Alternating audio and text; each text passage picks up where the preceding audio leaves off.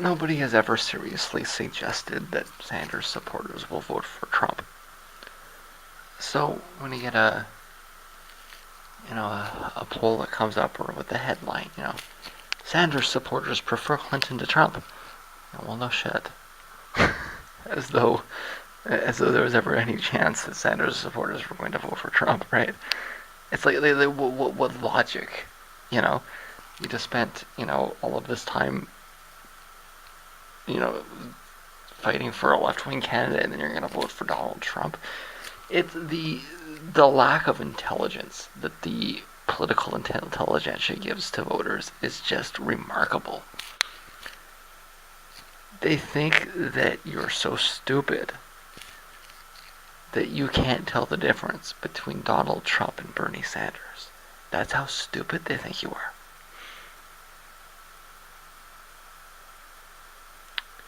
Although I do think that he had a chance had he started to trade and tone down the stupidity.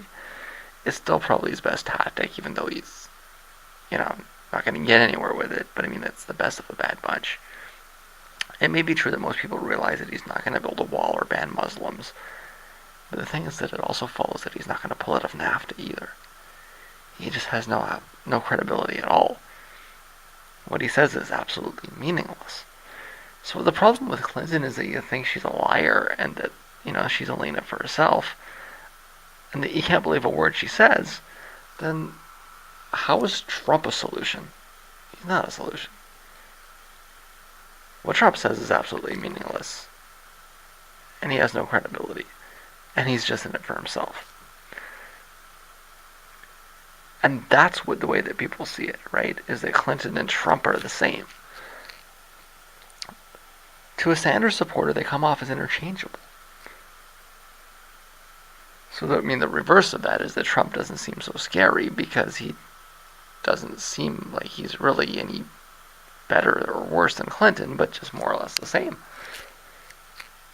And so he seems like a non-solution, right? You can't stand Clinton. I mean, Trump isn't in any way a solution to that. But again, like, the intelligence level that they assign to voters is frightening.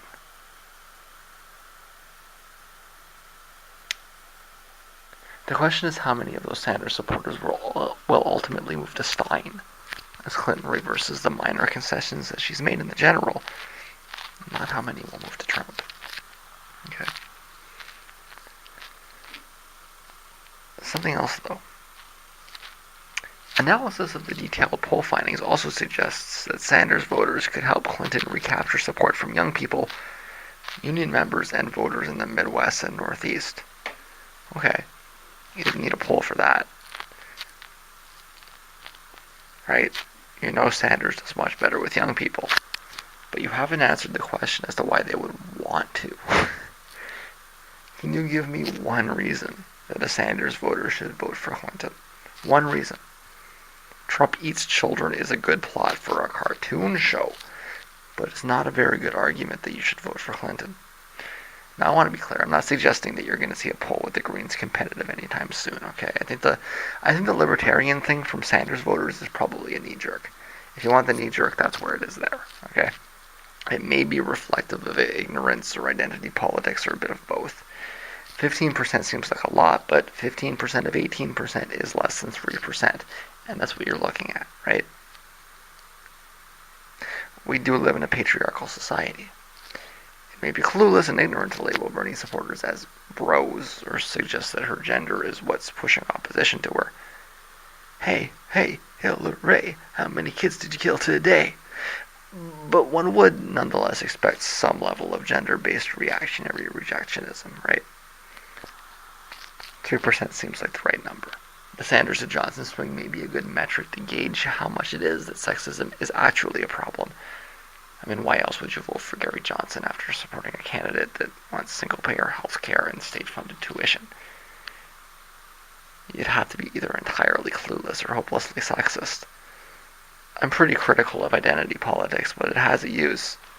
And when things make no sense, then that's when you use it. The real fight is between Clinton and Stein. Okay, it might not present itself for a while, It may take until October even, but this is where Bernie supporters' heads are at and the choice they're going to be making. They're not going to vote for Trump, and they're not going to vote for Johnson either. The real fight is with this, right? The media will not cover this until it's forced to, but it's what's the actual, it's what's actually going on. If she can get some traction to start with, she being Stein, don't be surprised if she gains support very quickly. What we've learned with Sanders is that Americans are inherently conservative in their voting choices. Not right-leaning, but conservative in who they pick. Okay, they have to know their candidates. That's Stein's biggest challenge, is getting people to know her, right? And I would encourage Sanders supporters to facilitate this, rather than just get in line behind another war criminal.